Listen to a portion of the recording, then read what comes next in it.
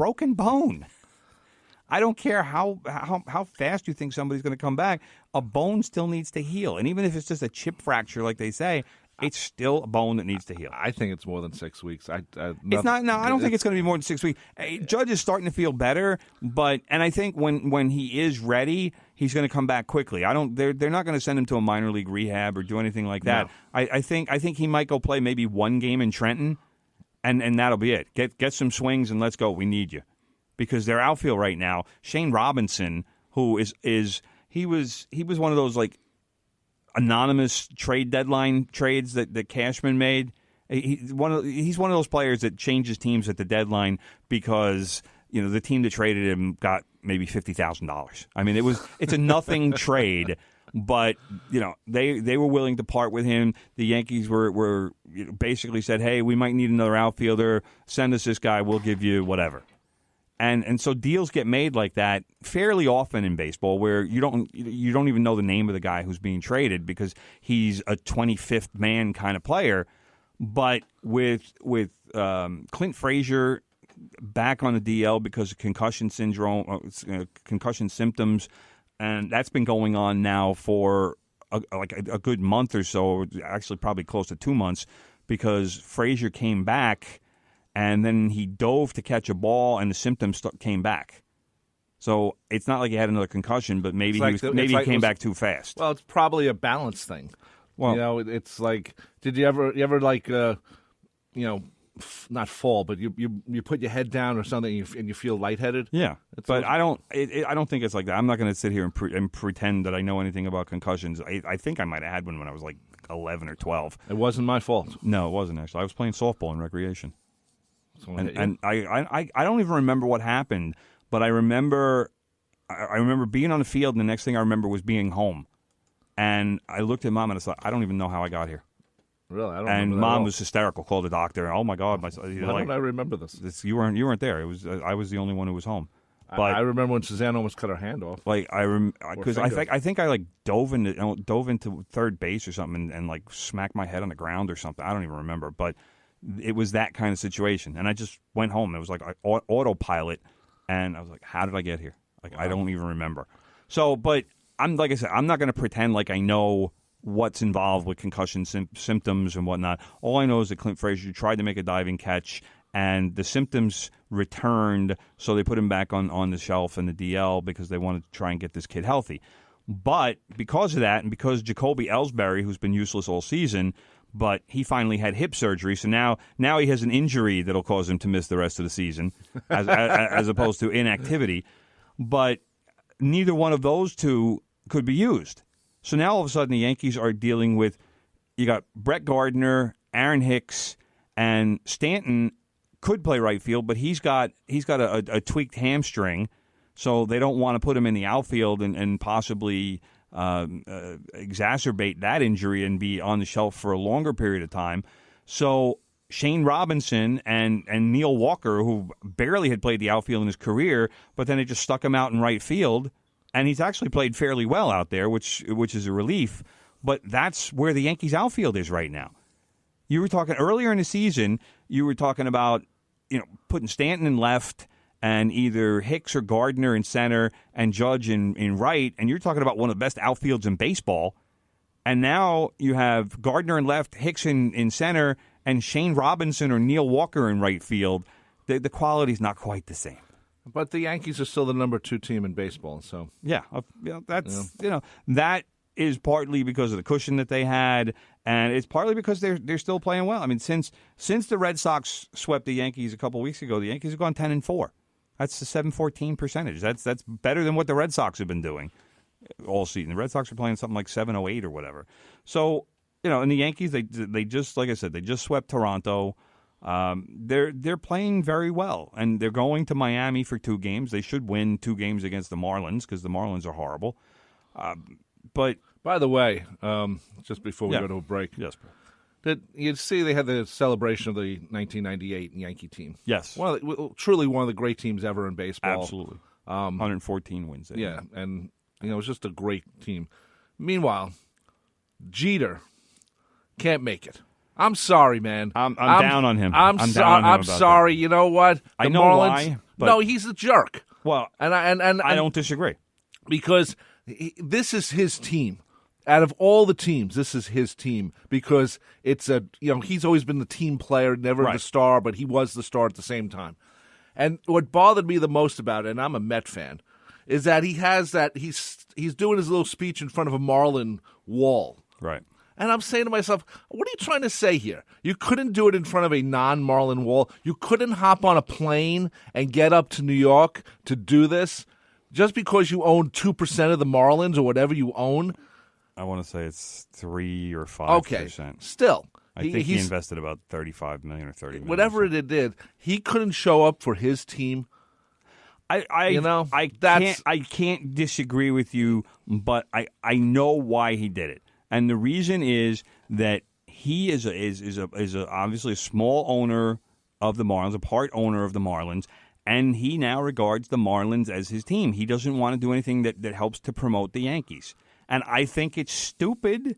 I think that for Derek Jeter to just turn his back on the New York Yankees because he now represents another franchise, I think it's stupid. People, no matter how long he is, and he could wind up owning 100% of the Florida Marlins or Miami Marlins, he could wind up owning 100% of that team. People are still going to identify him as a New York Yankee. And why deny your past? There's no reason to. You're one of the great Yankees of all time, one of the great players of all time. What's going to happen at the Hall of Fame, at the ceremony? Is he not going to go to that because he's going to be inducted as a Yankee? Yeah. Well, let me put on my Marlin hat because I now own 2%. I mean, I understand that. I mean, let's face it, honoring the 98 team, it's something. Did it need to be done? No. But it's the 20th anniversary. It's an anniversary, but I think he didn't want to be involved if they do it in 25th anniversary and a 30th anniversary. I can understand it from that standpoint, but I still think it's stupid. It's petty, and like you said, it denies his past. And there's no reason to deny his past. His past is the reason why he had the kind of money that he could buy 5-3 whatever % of a baseball team. That's why he's got that kind of cash, is because the New York Yankees paid this guy over $250 million during his career to play baseball for them. Right, and the thing that gets me is... So take a day. It's not like Old Timers Day where you can understand why he doesn't show up for that, because it's just Old Timers Day. This was a specific, tribute to truly a great team, and out of all the teams he played on, the best one. And not only a great team, but a team that he was the leader of. By that point, even though he was only like 3 years into his career, he was already the leader of that team. Right. And that is something that should also be represented. And that was why it was very disappointing to me that he didn't show up. And I don't know what the players said, what his teammates said. I'm sure they made excuses for him and said they understood. But I'm also fairly sure that at least a few of them were not pleased with his decision. And who's the other one who didn't show up? It was I think. Okay, I thought there was a second one. Okay, well, I don't know. I thought there was someone else, but I still think that's his team, and he should have been there. Chad Curtis, but I think Chad Curtis might be in jail, so I don't know. I don't think it was Chad Curtis. Anyway, we're going to take a break right now. You're listening to From the Press Box right here on 90.3 WHPC, part of the WHPC Sports Talk family. By the way, if you want to listen to other sports shows, Tim, and I know you do. I do. Fichetti's on right before us with the Morning Madhouse. He's on Mondays at 5. There's another show on Tuesdays at 5, Thursdays at 9 p.m., and Fridays at 3 p.m. Nice. Each day, except for Wednesday, has a sports show. So keep it tuned here, WHPC. 516-572-7440. Timmy, you're at Twitter at Real Tim Leonard. Okay. Yo. Tell your friends about the Nassau Morning Madhouse. Hear what you're missing. Check it out. Apparently, they just unearthed 3,200-year-old cheese What? in an Egyptian tomb. Are you guys cheese people? Absolutely. I love cheese. I would die for cheese. Probably die because of cheese. You know what I just tried the other day? What? Apple pie with cheddar cheese on top. You're putting cheddar cheese on your apple pie? That was a popular treat back in the 60s. I think if we took a poll, everyone would say overboard. You would. Where did you get that It from? sounds disgusting. So you're melting the cheese on top Yeah. of How apple much pie? cheese do you put on? Just a little bit. So what is Just it a little called? bit. Because it's not a la mode. Our cheese. Nassau Morning Madhouse. Weekday mornings from 7 to 9. On the voice of Nassau Community College. 90.3 WHPC. Frank Sinatra. Bing Crosby. Ella Fitzgerald. Dean Martin. Hey guys, what are you doing? We're making a list of artists you don't hear on the radio anymore. Wait, I know where you can hear all of them and more. Where? Right here on Standard Serenade. Join me, Glenn DeMilt, for 2 hours of great songs by the great stars.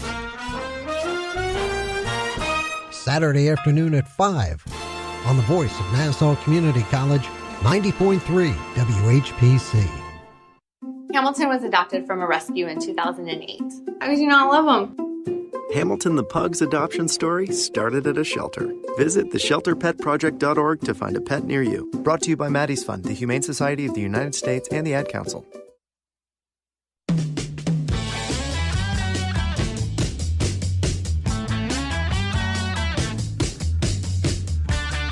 .3 WHPC. From the Press Box, part of the Sports Talk family here at WHPC. And go to our website, nccradio.org, because I won't mention the person, Tim. Who that? Last night I'm on Facebook, and one of my favorite people here posted a wrong website of where to go. I won't say it was Joe Ritter. No.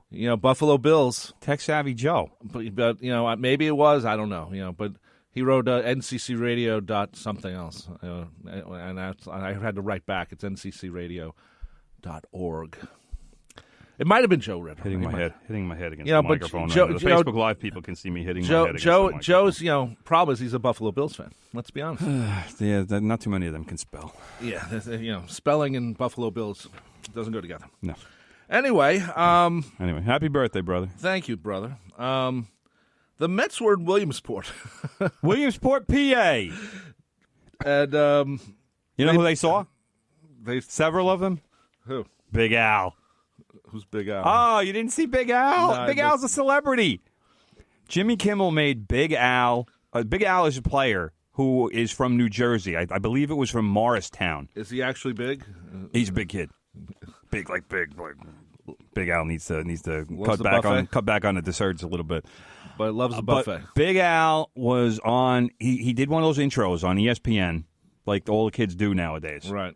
And which I normally can't stand. But Big Al comes on. He goes, "Hi, my name's Al D'Elia."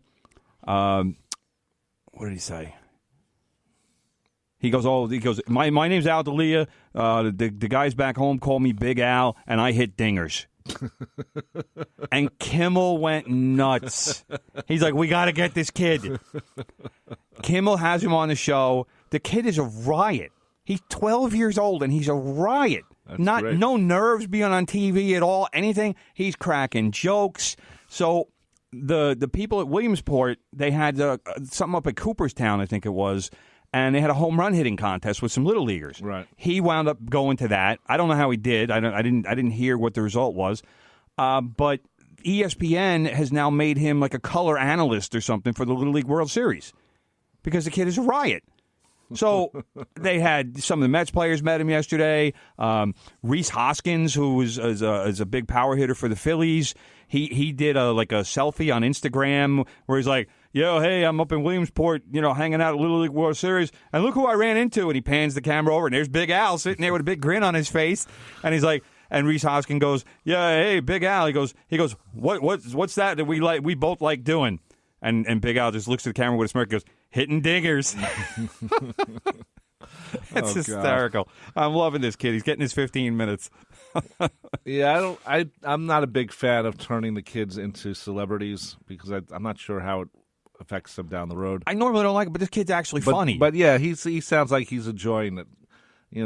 It's tough to be 12 years old to begin with. Yeah. And to have to be a performer on ESPN. Exactly. Because they need programming. You know, but I don't know what he's doing. I haven't seen any of the games that he's done yet, but I assume he's not even necessarily doing color. I think they're just like probably just throwing it to him after a big play or after something like hey, Big Al, how would you